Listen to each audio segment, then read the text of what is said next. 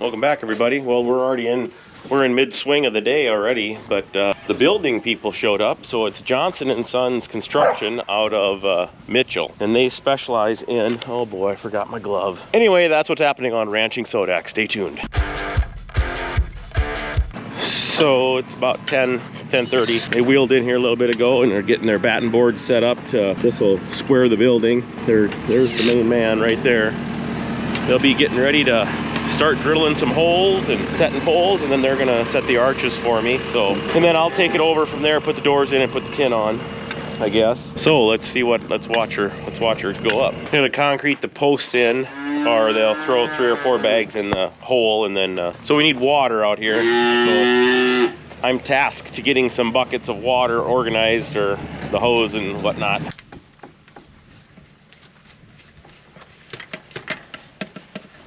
So what they call batten boards is these boards are behind the actual corner of the building. The corner of the building is going to be right here. What the batten board allows us to do is square the building. So we can move this in or out to make that point move in or out. And same with this side over here. Move this back and forth, always shooting for the correct width, but that'll make your building shift side to side, end to end to get it square. So that's where we're at. Just about ready to start drilling some holes. Oh, look at this.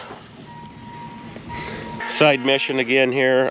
They put these little rebars in the posts down in the bottom where the concrete's gonna stick to them.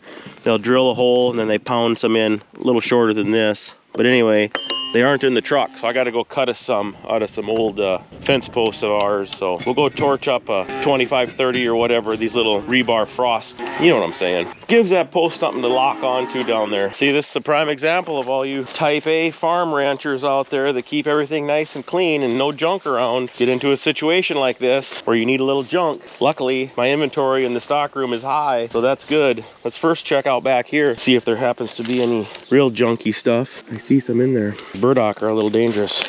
I see little huckleberries right here that I would like to get involved in. Handles even on them. I don't know what that's. I don't remember what that project was. Had my striker. I can't find it now. Tape measure.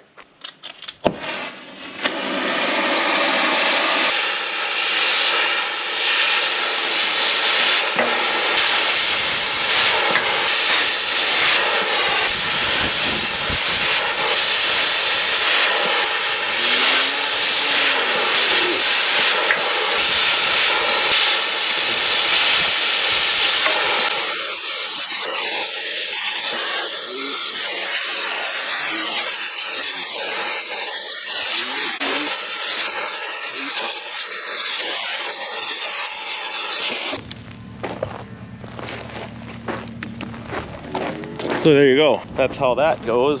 Well, they look.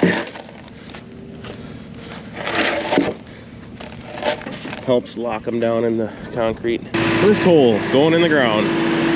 Looks like about a 16 maybe inch auger.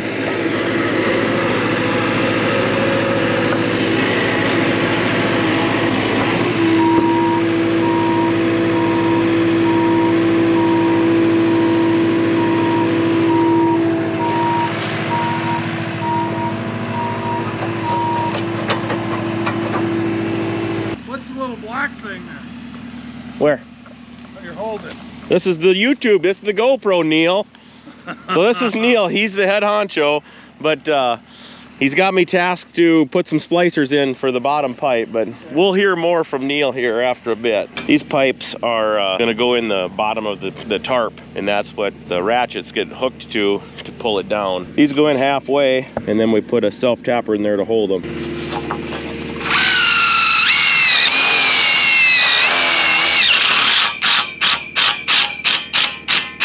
Easy peasy.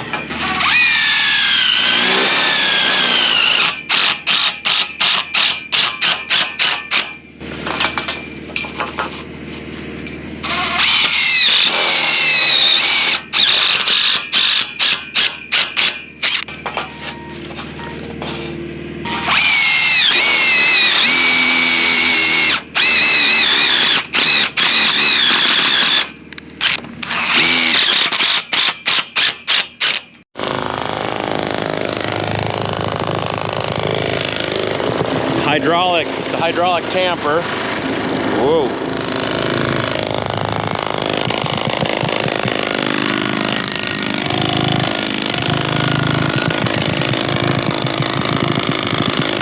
Back in the old days, you used to have 3 tampers to 1 shoveler. Now you need 2 shovelers to 1 tamper.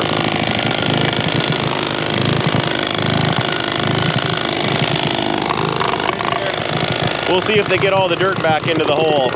That'll be the trick. They can get most of the dirt tamped back in.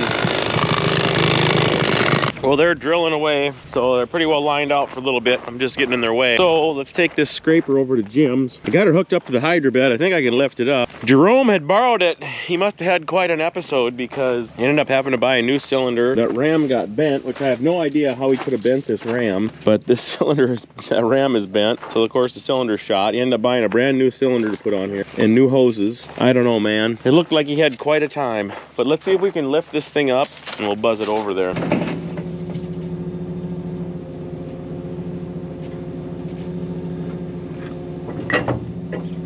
He asked if I had another skid steer, I could bring this one back over there. I don't think this is gonna settle. If I take this, I think the loader was holding its own. I put this underneath there for safety purposes, but I feel like we could take it. Let's bring the pallet forks home. One that I kind of wrecked them. Dang near killed them. And we'll have the skid steer home and then we can work on these.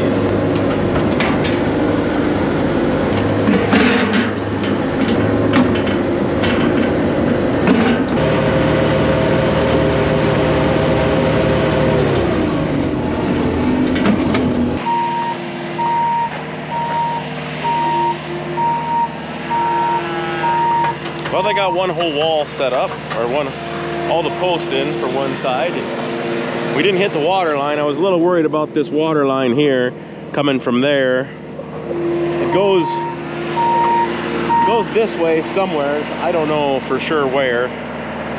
So we kind of only went 4.5 feet on those, just to be safe. But I think I better turn the hose back on for them. We got a small job to do. We're going to use this skid steer and push some dirt up to the holes. They're having to ream one out over there.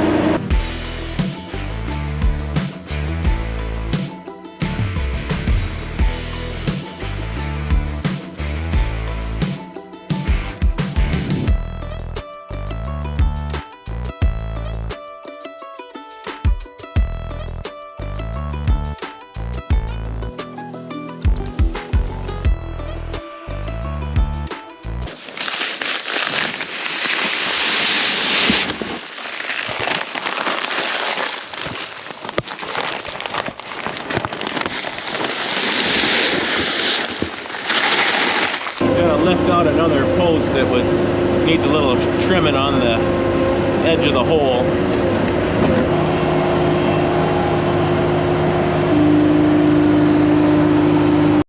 Now we'll just push some dirt up to these holes so they're ready for them to tamp.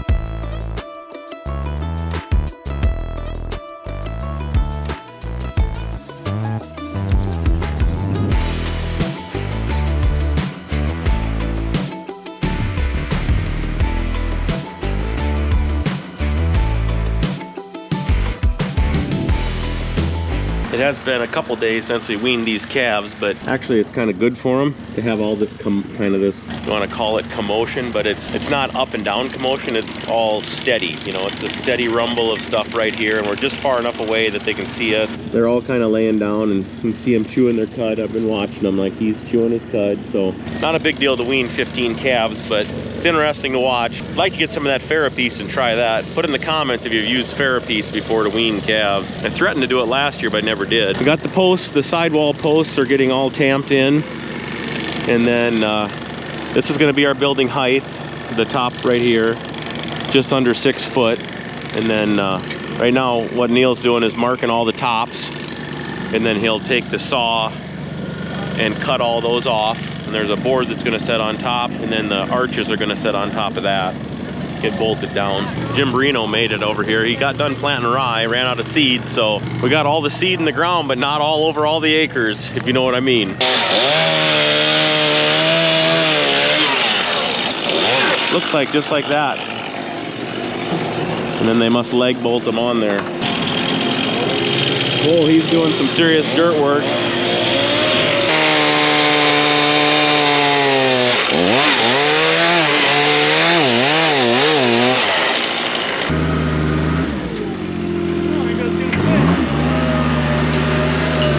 Now you gotta make a decision. We're up on a mountain with this dirt work, and now the genie's having her troubles. Is it a genie? Yeah. The genie, now I piled all these blocks in the wrong spot too. Nothing to it.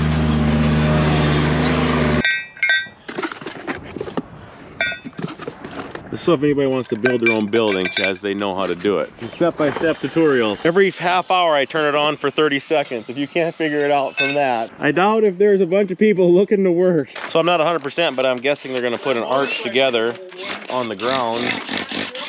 And then once they lift them up, they'll pop them in them little holders that they've been bolting on the, we're gapping here. Must be out of go-go juice.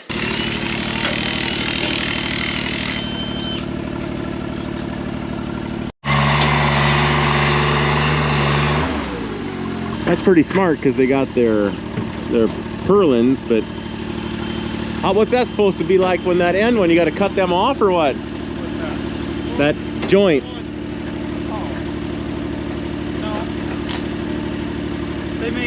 They make a special. They make one for that. They make a special one for that. Yeah, there she is. There it is. That was a test for all you viewers at home to see if you were paying attention. Put a second piece on there, another one.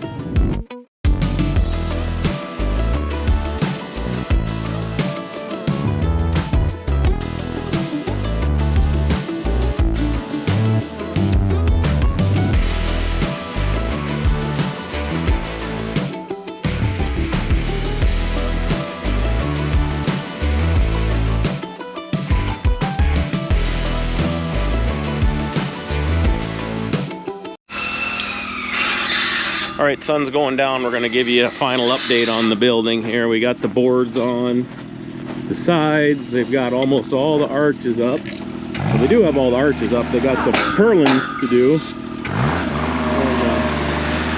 it's got, looks like 4 rows of purlins to do. What is it? 1, 2, 3. Maybe there's just 3. Anyway, it went pretty good today. I don't know whether they didn't get here until mid-morning, and it's about 7 o'clock, not quite 7 o'clock, so they got quite a little done. Tomorrow we're gonna do the ends, put these end posts in, and then I'm taking it over from there. I'll do the tinning, then I'll pull the tarp, and then of course we gotta set all our stuff up in here. So I'm gonna head to town. We're gonna have supper with Jim and Carla, and Daryl and Lois and Daryl are in town, so we're gonna go see them for a little bit. So I'm out of here. I can give you guys a poem on the way to town.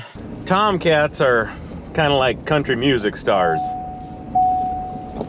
Always thinking they're a little more important than they really are.